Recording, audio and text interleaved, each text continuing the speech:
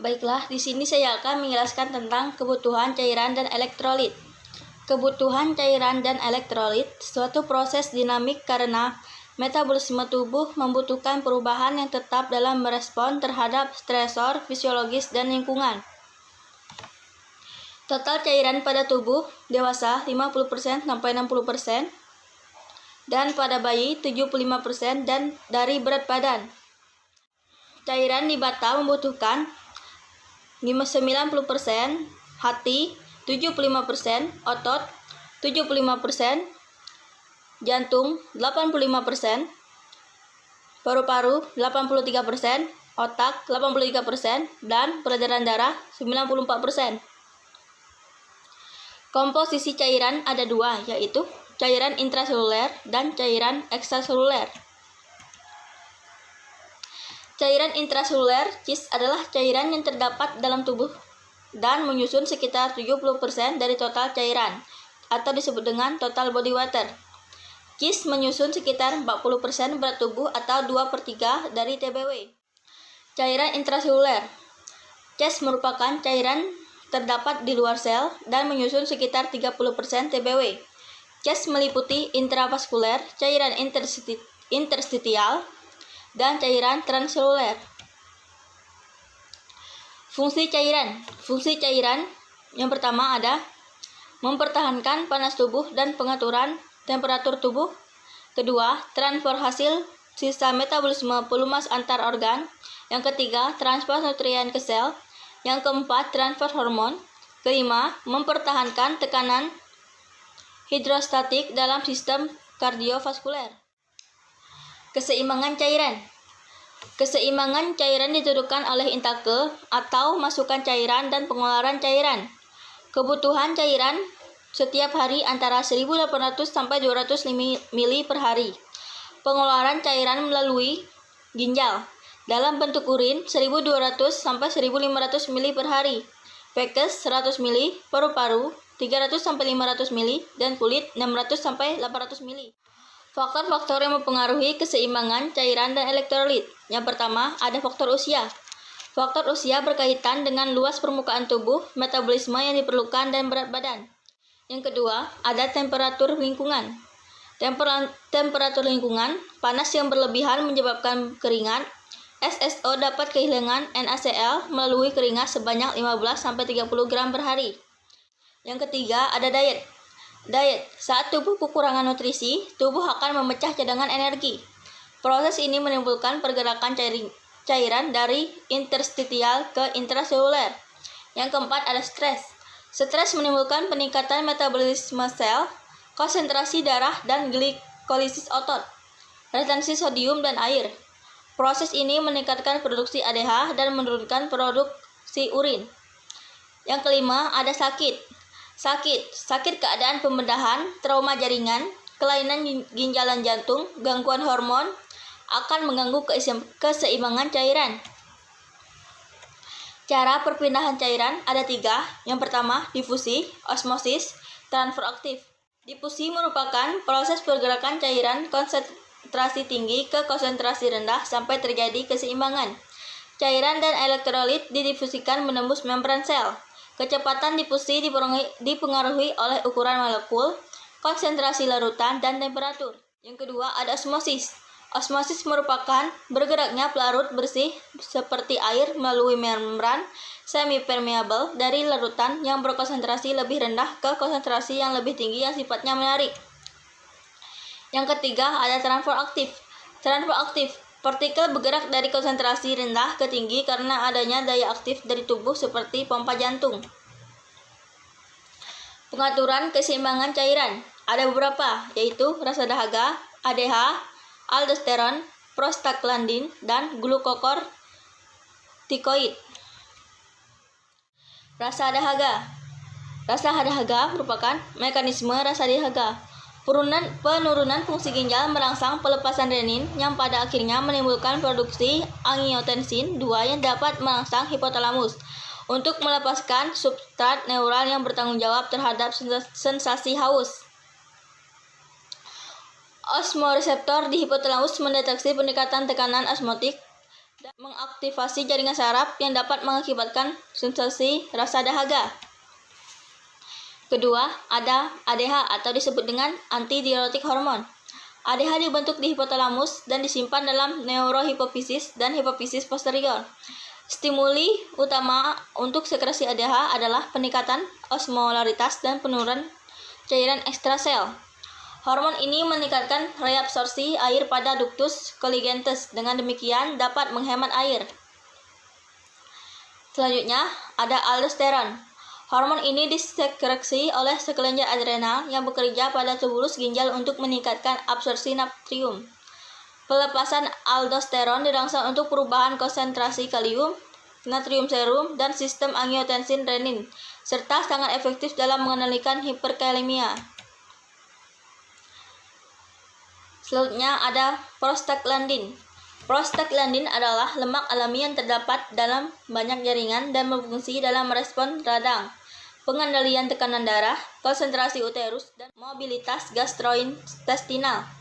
Dalam ginjal, prostaglandin berperan mengatur sirkulasi ginjal, respon natrium, dan efek ginjal pada ADH. Selanjutnya ada glukokortikoid. Glukokortikoid meningkatkan resorpsi natrium dan air, sehingga volume darah naik dan terjadi retensi natrium. Perubahan kadar glukokortikoid menyebabkan perubahan pada keseimbangan volume darah. Saya akan melanjutkan penjelasan dari teman saya. Kemudian cara pengeluaran cairan, yaitu ginjal. Ginjal merupakan pengatur utama keseimbangan cairan yang menerima 170 liter darah untuk disaring setiap hari. Produksi urin untuk semua usia 1 mili per kilo per jam. Pada orang dewasa, produksi urin sekitar 1,5 liter per hari. Jumlah urin yang diproduksi oleh ginjal dipengaruhi oleh ADH dan aldosteron. Berikutnya, kulit yaitu hilangnya cairan melalui kulit diatur oleh saraf simpatis yang merangsang aktivitas kelenjar keringat. Rangsangan kelenjar keringat dapat dihasilkan dari aktivitas otot, temperatur lingkungan yang meningkat, dan demam. Disebut juga insatiable water loss atau IWL, sekitar 15-20 mili per 24 jam. Kemudian paru-paru menghasilkan IWL sekitar 400 mili per hari.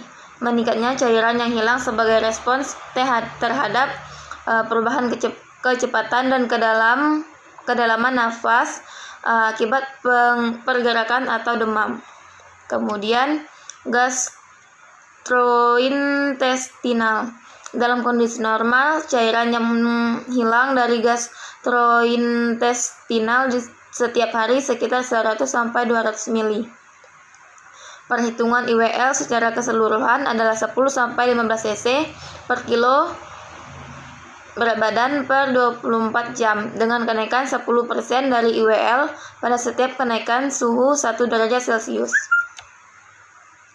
Kemudian pengaturan elektrolit, yaitu ada natrium, kalium, kalsium, magnesium, klorida, dan bikarbonat dan fosfor.